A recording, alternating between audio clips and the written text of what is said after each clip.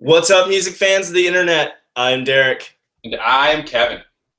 and we're last week's album. We're bringing you two opinions on the best new music. And this week, we're talking about an album by a band called Kopecky called Drug for the Modern Age. But before we go, and we're asking the big question, is Kopecky's Drug for the Modern Age what the doctor ordered to avoid a sophomore slump?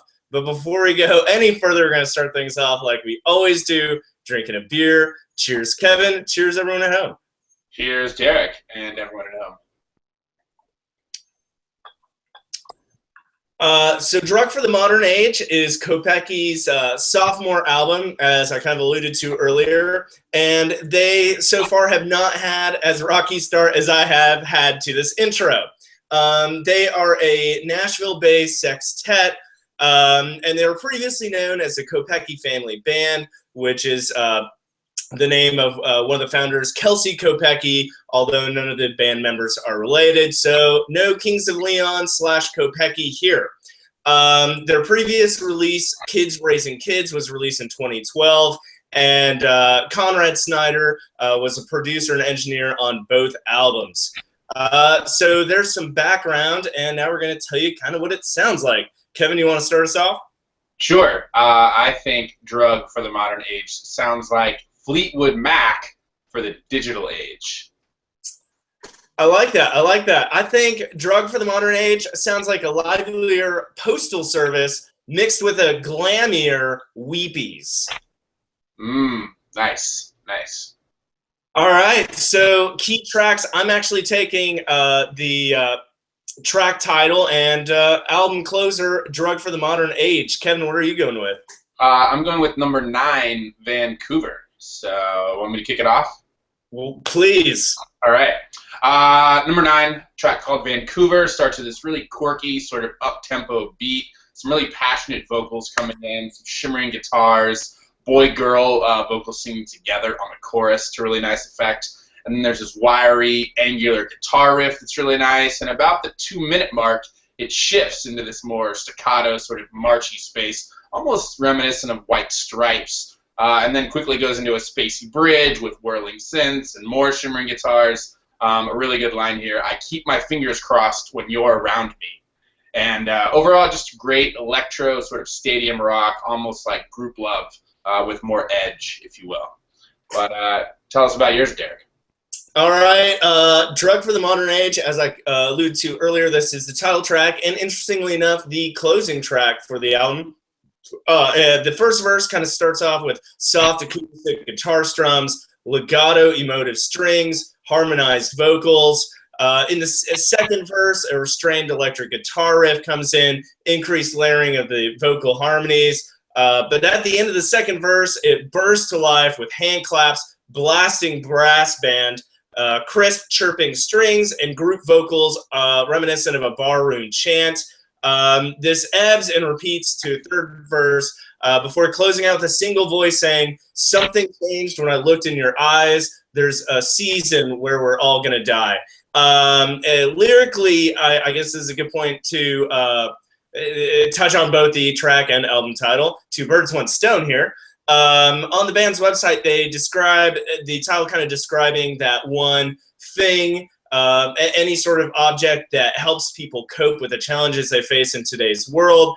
And it could be a drug, person, thing, whatever. And they're really kind of addressing that here in this song and album sort of overall. But I really think they did it fantastically here throughout the verses.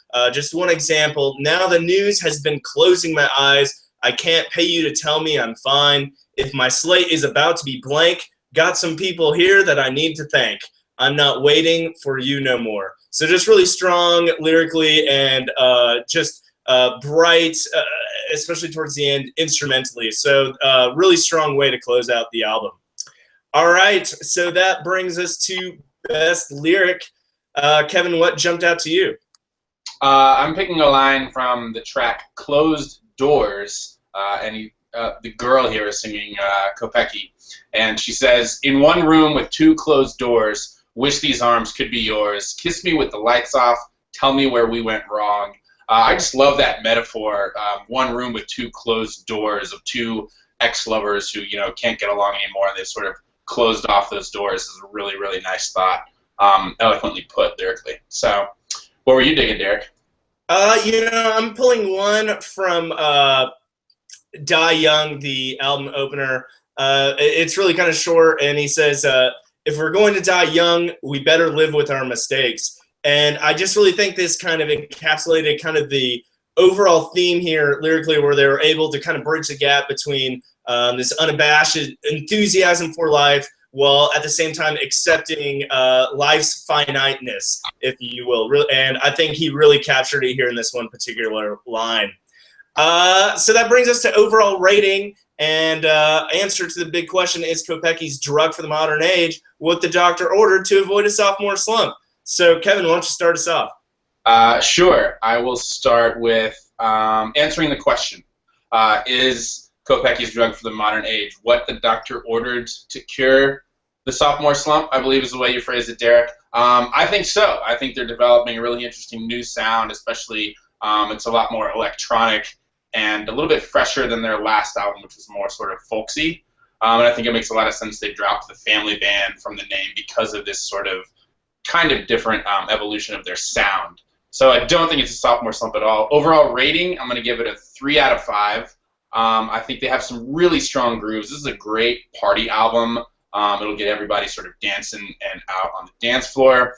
I thought the last 3 tracks started to sound a lot more original than sort of the first 3/4 of the album, which I think is appropriate in the context of the album. They're getting a little bit more experimental and maybe nodding to where they're going with the next album towards the end of it, so that was nicely done.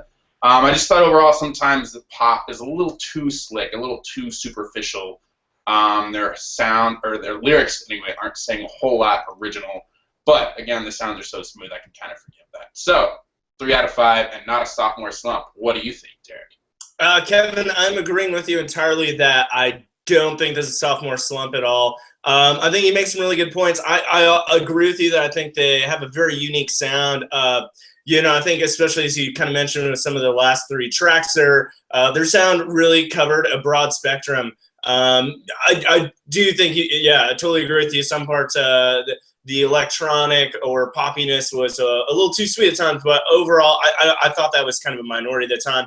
I thought it was pretty strong lyrically, as I kind of mentioned earlier, kind of tackling some of those themes, maybe not saying something new specifically, but I think they were kind of saying, saying it in a new way or a context, or as they kind of describe on their website, almost to new generation, if you will. So interesting way that they kind of blend that together. Yeah, I think it did kind of I don't know, at some points one entirely engaging, as as you kind of referenced there in the first 3 quarters.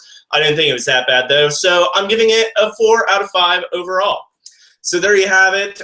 4 from myself, a 3 from Kevin. That's a 7 out of 10 in total. So go check this one out and throw it on next time you got a party going down this summer. So that was 7 out of 10 for Drug for the Modern Age by Kopecky. Thanks again for joining us here at last week's album. We're bringing you 2 opinions on the best new music, and don't forget to subscribe. Until next time, I'm Derek. And I'm Kevin. Cheers.